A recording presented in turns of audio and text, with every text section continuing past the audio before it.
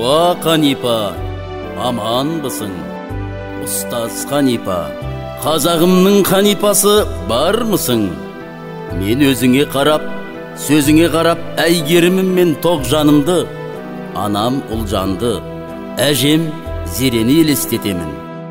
Сондықтан болар, сенің де осы уақытқа дейін мені өлтірмей, қалың елім қазағыма қалдырған мұраларымды, ақылым мен нақылымды, ұрпағыма деген тағылымымды алдыңа келген жас жеткеншектерге оқу мен жазуды ниет еткен шәкірттеріңнің санасына құйып, өшірмей жандырып келесің. Қара сөзімнің тағылымына қандырып келесің.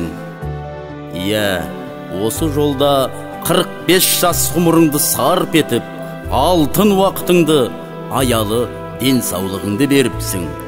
Маңдай теріңді төгіп, күш қуатыңды бердің. Бүгін соның жемісін жиып, жеңісін көріп отырсың. Менің ойымша, сендей ұстаз барда, біздер бармыз. Біздер тіріміз, өлмейміз, мәңгілікпіз. Шаршама Қанипа, өшкенді тірілтіп, тағылымын жиып келешек ұрпаққа жеткізу саған аманат, сенің ізбасарларыңа аманат. Аманат, аманат, аманат.